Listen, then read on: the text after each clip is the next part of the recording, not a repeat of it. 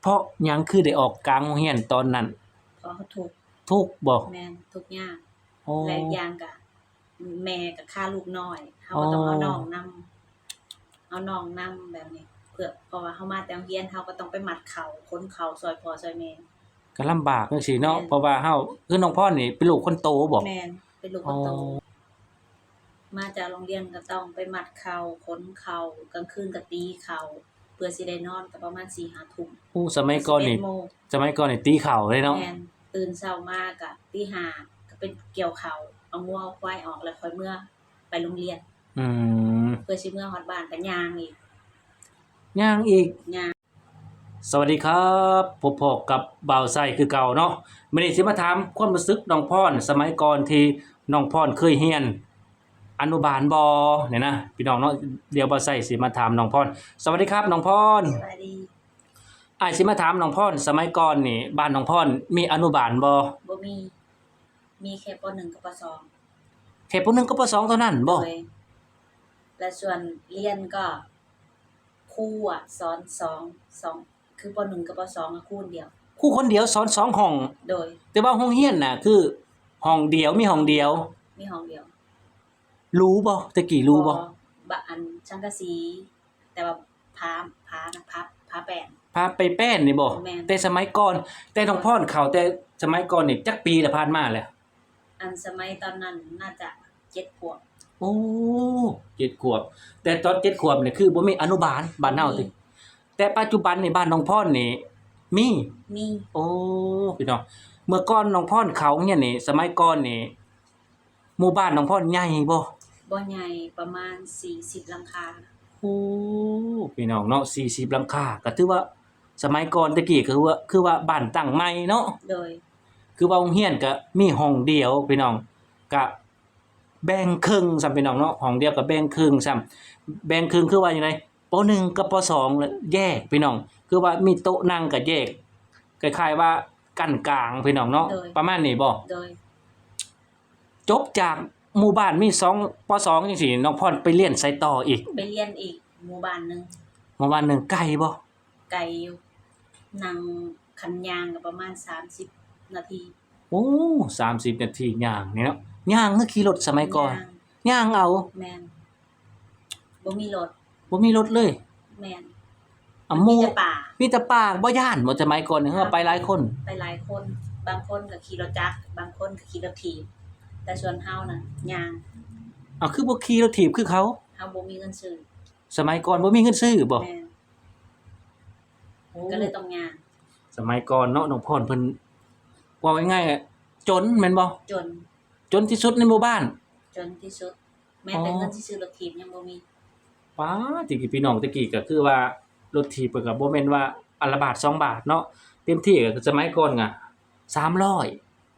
200 300 400นั่นแหละประมาณรถถีบสมัยก่อนเนาะโดยก็บ่มีซื้อเด้แม่นบ่น้องพรแม่น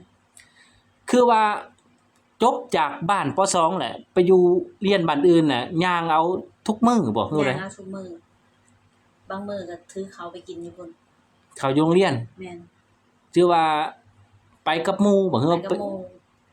คือว่าหมู่ก็บ่มีคือกันหมู่ก็บ่มี โอ้พี่น้องเนาะนี่แหละชีวิตของคนเฮาเนาะสมัยก่อนมีส่วนใหญ่ก็บ่ค่อยมีกันเนาะแต่ว่ารุ่นเอื้อยอะซุเพิ่นมีรถถีบขอขี่นำเพิ่นก็บ่ให้ขี่เป็นหยังคือเพิ่นคือไม่ขี่สงสัยเพิ่นคิดว่าเฮาจนแล้วมั้งโอ้เพิ่นก็ยังสิแบ่งแยกกันอยู่คนนำกันเนาะพี่น้องเนาะเฮาเห็นว่าเฮาผู้น้อยบ่คือบ่ให้ขี่คือว่าน้อยก็บ่ได้หนักปานใดเนาะพี่น้องสมัยก่อนก็ถือว่าเพิ่นบ่ให้ขี่ก็ต้องยากเนาะของเฮาบ่มีแม่นบ่แม่นโอ้พี่น้องนี่แหละชีวิตของคนเฮามันบ่แน่นอนสมัยก่อนบ่ว่าไผบ่ไสก็เจอคือกันความทุกข์บ่ไสก็จบแค่ป .4 พี่น้องก็ย้อนว่าจนอยากไปเรียนต่ออยู่แต่บ่มีเงินฐานะครอบครัวหรือว่าพ่อแม่ก็บ่มีไผเนาะเพราะว่าบ่ไสก็เป็นโรคคนโตพี่น้องมีน้องก็2คนน้องก็ยังเด็กน้อยเนาะน้องพรที่ว่าไปเรียนที่หมู่บ้านอื่นจักปีน้องพรไปนะ5ปี5ปีโดยที่บ้านอื่นมีโรงเรียนจักสักชั้นน่ะมีชั้นเดียวฮอดปใดฮอดม.3โอ้พี่น้องฮอดม.3พี่น้อง1 2โอ้ม.3ก็คือสมัยก่อนตะกี้ก็ถือว่าจบสูงเด้ม.3เนาะบ่เฮา เฮาเรียนน่ะเฮาไปเรียนป. 3 ป. 4อยู่พุ่นอ๋อแต่ว่าเฮาเรียนบ่ได้ฮอดพุ่นน้องพรไปเรียนอยู่บ้านอื่นน่ะจักปี5 ปี5 ปีโดยไปต่อป. 3ป3อยู่บ้านอื่นหมู่บ้านอื่นแม่นเรียนจักปีที่อยู่เรียนอยู่หั่นเฮาเรียนอยู่ในหั้นน่ะเฮาอยู่ม. 1เฮาก็ออกโอ้จบแค่ม.1 แต่สำหรับน้องพรเนี่ยคือจบม.1 ก็ออกเลยบ่ได้ฮอดบ่ได้จบซ้ำนะเรียนฮอดครึ่งก็ออกแม่นเพราะหยังคือได้ออกกลางโรงเรียนตอนนั้นเพราะเขาทุกข์ทุกข์บ่แม่นทุกข์ยากอ๋อและอีกอย่างก็แม่ก็ฆ่าลูกน้อยเฮาก็ต้องเอาน้องนำแบบนี้เพื่อเพราะว่าเฮามาแต่โรงเรียนเฮาก็ต้องไปมัดข้าวขนข้าวช่วยพ่อช่วยแม่ก็ลำบากจังซี่เนาะเพราะว่าเฮาคือน้องพรนี่เป็นลูกคนโตบ่แม่นเป็นลูกคอ๋อน โตพี่น้องเนาะคือความลำบากจังซี่แหละแต่กี้แต่ก่อนบ่ใช่ก็เจอกันอุ้ยทุกข์ยากอีหลีพี่น้องเอ้ยเป็นผู้ชายก็ได้หาบข้าวนึ่งข้าวแต่กี้ก็ได้เนาะมาจากโรงเรียนก็ต้องไปมัดข้าวขนข้าวกลางคืนก็ตีข้าวเพื่อสิได้นอนก็ประมาณ 4-5 ทุ่มอู้สมัยก่อนนี่11 โมงตีข้าวเลยเนาะแม่นตื่นเช้ามาก็ตี 5ก็ไปเกี่ยวข้าวเอางัวเอาควายออกแล้วค่อยเมื่อไปโรงเรียนอืมเพื่อสิเมื่อฮอดบ้านก็ย่างอีกย่างอีกย่างป๊าเพราะว่าดโตนอนนาเด้บ่ได้นอนบ้านสมัยก่อนเนาะก็นอนนาเนาะถึงเวลานาก็ต้องนอนเด้สมัยก่อนแม่นบัดนี้ตอนแลงเลิกโรงเรียนมาก็ต้องออกมาซอยเวียกแม่เพราะแม่ก็ลูกน้อยเด้ถือว่าเพราะเฮาเป็นลูกกกเฮาก็ต้องซอยทุกอย่างถือว่าเป็นลูกคนโตนี่รับภาระหลายเด้เนาะแม่นถือว่าก็โอเคได้สมัยก่อนที่ว่าซอยพ่อแม่เนาะคนบ้านเฮาแต่กี้ก็ซอยพ่อแม่แหล้วเนาะเห็นพ่อแม่ก็เมื่อยลูกน้อยเนาะเฮาเป็นลูกคนโตเฮาก็รับภาระหลายกว่าหมู่หลายกว่าน้องว่าซะเนาะแม่นที่ว่าออกเรียนปุ๊บน้องพรก็อยู่กับครอบครัวนานบ่จังได้มากรุงเทพบ่นานเพราะว่าเฮาออกโรงเรียน